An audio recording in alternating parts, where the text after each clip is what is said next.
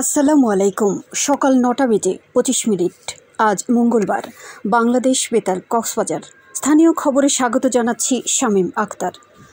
বঙ্গবন্ধু কন্যা আওয়ামী লীগ সভাপতি শেখ হাসিনার কারাবন্দী দিবস আজ। 111-এর তত্ত্বাবধায়ক সরকারের সময় বিভিন্ন মিথ্যা বানোয়াট, হয়রানি ও ষড়যন্ত্রমূলক মামলায় ২০০৭ সালের ১৬ই জুলাই বঙ্গবন্ধু কন্যা বর্তমান প্রধানমন্ত্রী শেখ হাসিনাকে গ্রেফতার করা হয়েছিল। ওই সময় শেখ হাসিনার মুক্তির দাবিতে ঢাকা মহানগর আওয়ামী লীগ ২৫ লাখ গণস্বাক্ষর সংগ্রহ করে তত্ত্বাবধায়ক সরকারের কাছে জমা দেয়। এসব দাবির প্রেক্ষিতে তৎকালীন সেনা সমর্থিত তত্ত্বাবধায়ক সরকার শেখ হাসিনাকে মুক্তি দিতে বাধ্য হয়। শেখ হাসিনার মুক্তির মধ্য দিয়ে এদেশের মানুষের গণতান্ত্রিক অধিকার পুনরায় ফিরে আসে। যুগপৎভাবে বিকাশ ঘটে গণতন্ত্র ও উন্নয়নের। উল্টো রথ টানার মধ্য দিয়ে গতকাল শেষ হয়েছে সনাতন ধর্মাবলম্বীদের অন্যতম ধর্মীয় পর্ব শ্রী শ্রী জগন্নাথ দেবের রথযাত্রা উৎসব। সনাতন ধর্মাবলম্বীদের বিশ্বাস মতে জগতের ঈশ্বরের অনুগ্রহ পেলে মানুষের মুক্তিলাভ হয়, জীবরূপে তাকে আর জন্ম নিতে হয় না। এ বিশ্বাস থেকেই রথের উপর জগন্নাথ দেবের প্রতিমা রেখে রথযাত্রা করেন সনাতন ধর্মাবলম্বীরা। উল্টো রথযাত্রা উপলক্ষে দেশের বিভিন্ন জেলা উপজেলার ধর্মীয় সংগঠন এবং মন্দিরগুলোতে নানা মাঙ্গলিক অনুষ্ঠানের আয়োজন করা হয়েছে। কক্সবাজার শহরের গোলদিঘির পাড় থেকে উল্টো রথযাত্রা করে ইস্কন। গতকাল অনুষ্ঠিত এই যাত্রায় বিভিন্ন স্থান থেকে হাজার হাজার ভক্ত ঐতিহ্যবাহী এই উৎসবে অংশগ্রহণ করেন। যাত্রাপথে ভক্তরা চলন্ত রথের দড়ি ছুটে টেনেছেন উল্টো রথ।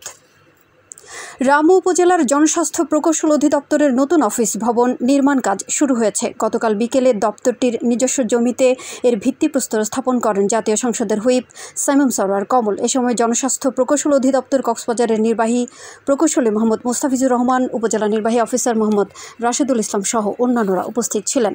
উপজেলা জনস্বাস্থ্য প্রকৌশলী কাছাই মং চাক জানান, ওয়ার্ল্ড ব্যাংকের সহায়তায় EMCRP প্রকল্পের আওতায় এর ব্যয় ধরা হয়েছে 93,66,000 টাকা। আগামী 1 বছরের মধ্যে এটির নির্মাণ কাজ শেষ হওয়ার কথা রয়েছে। কক্সবাজার পৌর শহরের জলাবদ্ধতা নিরসনে নালা দখলমুক্ত করতে উচ্ছেদ অভিযান শুরু করেছে পৌরসভা। গতকাল টানা কয়েক ঘন্টা হোটেল মোটেল জোন সংলগ্ন লাইট হাউস পাড়ায় অভিযান চালানো হয়।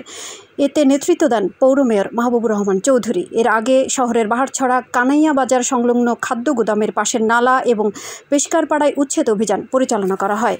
এ সময় প্যানেল মেয়র সালাউদ্দিন সেতু, কাউন্সিলর MA মঞ্জুর, এহসান উল্লাহ, উসমান সরোয়ার সহ সংশ্লিষ্টরা অভিযানে অংশ নেন। টেকনাফে গ্রামীণ আদালতের মাধ্যমে সুষ্ঠু বিচার ব্যবস্থা চালুকরণের লক্ষ্যে এক মতবিনিময় সভা অনুষ্ঠিত হয়েছে। গতকাল বিকেলে উপজেলার সাবরাং ইউনিয়ন পরিষদের কার্যালয়ে আয়োজিত সভায় সভাপতিত্ব করেন স্থানীয় চেয়ারম্যান নূর হোসেন। সভায় সপ্তাহে 2 দিন ইউনিয়নের সকল বিচার সালিশ নিষ্পত্তি করার সিদ্ধান্ত গৃহীত হয়। আবহাওয়া এখন জানিয়ে দিচ্ছি বাঁকখালী নদীর মোহনা ও সংলগ্ন এলাকার সামুদ্রিক জোয়ার ভাটার সময়সূচি। আজ ভাটা শুরু হয়েছে সকাল 6টা 6 মিনিটে, চলবে দুপুর 12টা 44 মিনিট পর্যন্ত। জোয়ার শুরু হবে দুপুর 12টা 44 মিনিটে, চলবে সন্ধ্যা 6টা 16 মিনিট পর্যন্ত। সবশেষে পর্যটক বার্তা। পর্যটন নগরী কক্সবাজারে আগত ভ্রমণ পিয়াসুদের সাগরের পানিতে নামার পূর্বে সাবধানতা অবলম্বন করার জন্য অনুরোধ করা হচ্ছে। যারা সাঁতারে দক্ষ নন তাদের পানিতে বেশি দূর যাওয়া উচিত নয়। ভাটার সময় স্রোতে সাগরমুখী টান প্রবল হওয়ায় সাগরের গভীরে ভেসে যাওয়া এমনকি প্রাণহানির আশঙ্কা থাকে। সেই সাথে পর্যটকদের স্বাস্থ্যবিধি মেনে চলার পরামর্শ দেওয়া হচ্ছে। খবর শেষ হলো। আমাদের পরবর্তী খবর প্রচারিত হবে আজ দুপুর 2টা বেজে 55 মিনিটে।